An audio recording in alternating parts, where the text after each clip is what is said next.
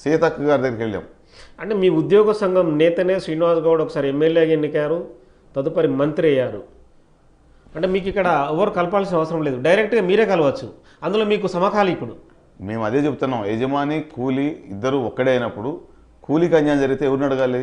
యజమానిని అడుగుతారు.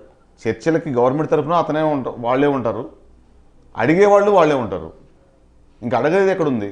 మేము జస్ట్ ప్రీ ప్లాన్ దానికి ఏదైనా పాలాభిషేకాలకు తప్ప వేరే ఏం లేదు. మేము చెప్పాం కదా, ఇప్పుడే జస్ట్ ఒక హాఫ్ అన్ అవర్ ముందు సీతక్క గారిని కలిసి వచ్చాం.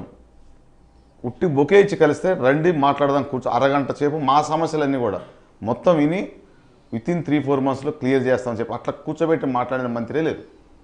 అసలు మాకు అవకాశమే లేదు. ఎవరైందంటే శ్రీనివాస్ గౌడ్ గారే చెప్పుకోవాలి.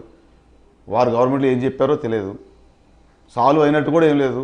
పీఆర్సీ, గత పీఆర్సీ ఉంది. ఇప్పటికీ గత పీఆర్సీ ఏరియాస్ 18 ఇన్స్టాల్మెంట్స్లో ఇంకా చాలా మేజర్ ఇన్స్టాల్మెంట్స్ ఈ రోజు వరకు రాలేదు.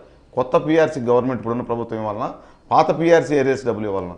అంటే ఎందుకని గతంలో చాలాసార్లు కేసీఆర్ని, శ్రీనివాస్ గౌడ్, మమత, మీ గత ప్రెసిడెంట్ మమత, వీళ్ళంతా రెగ్యులర్గా వెళ్ళి కలుస్తుండేవాళ్ళు.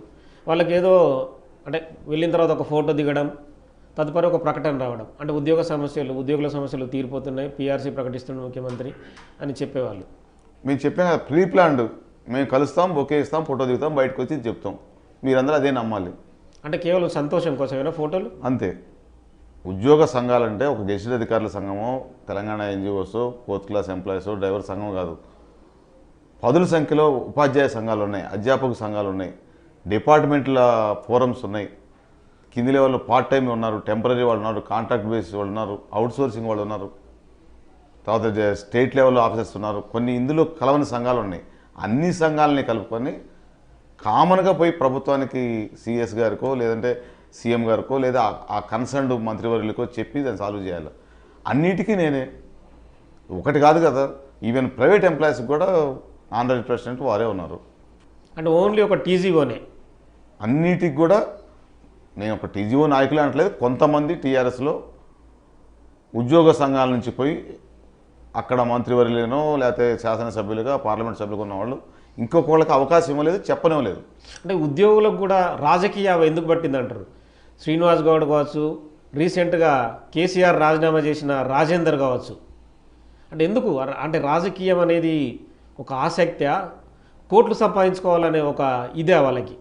దాన్ని మేము డైరెక్ట్గా చెప్పలేకపోవచ్చు, కానీ రాజకీయాల్లో పోవటం తప్పని కానీ పోవద్దని కానీ మేము చెప్పం. కానీ ఉద్యోగుల హక్కులు రాయితీలని పణంగా పెట్టి గవర్నమెంట్ దగ్గర రాజకీయం ద్వారా పదవుల కోసం చేయడం అనేది తప్పది.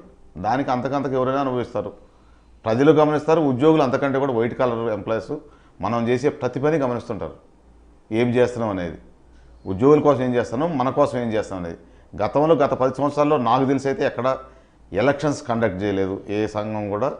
మేజర్ సంఘాలు, అన్ని సంఘాలు నన్ను కొన్ని చాలా సిస్టమేటిక్గా నడిపించే సంఘాలు ఉన్నాయి. మెజారిటీ సంఘాలు మొత్తం మెంబర్షిప్ లేదు, ఎగ్జిక్యూటివ్ కమిటీ మీటింగ్లు లేవు, జనరల్ బాడీలు లేవు, ఏకగ్రీవాలు కూడా కాదు. నామినేటెడ్, అపాయింటెడ్, సెలెక్టెడ్, ఒక పేపర్ రాసుకొని రావడం. ఎవరు చెప్తే వాళ్ళే లీడర్స్. వాళ్ళకే ఎంట్రీ ఉండేది సెక్రటరీలో ఫ్రీ పోగలిగామా? మీరు వెళ్ళారా 6th floorకి గవర్నమెంట్ రాకముందు? వెళ్ళలేదు. మేము అట్లని చెప్పి రాజకీయ పార్టీకి అనుబంధం కాదు, ప్రభుత్వానికి అనుబంధం. మా ఉద్యోగ సంఘాలు కానీ ఉద్యోగులు కానీ నిబద్ధతతో పనిచేస్తాం. అవసరమైతే 1 గంట, ఒక రోజు, సండే రోజు కూడా పనిచేస్తాం. మేము ఒక పార్టీకి అసలు ఇప్పుడున్న ప్రభుత్వం కూడా మాకేం ప్రభుత్వానికి సపోర్ట్ చేయమంటున్నారు తప్ప, సపోర్ట్ అంటే బౌండెడ్ టు సపోర్ట్. మేము అధికారులుగా శాలరీ తీసుకుంటాం, బరాబర్ పనిచేస్తాం. మా హక్కులు రాయితీల కోసం నిన్న అడిగాం, 317 జీవో మీద అడిగాం. క్యాబినెట్ సభ్యులు కంటిన్యూ చేశారు. 1 or 2 monthsలో వస్తుంది, మేము ఎక్స్పెక్ట్ చేస్తున్నాం. 317 జీవో మీద దామోదర్ రాజనరసింహ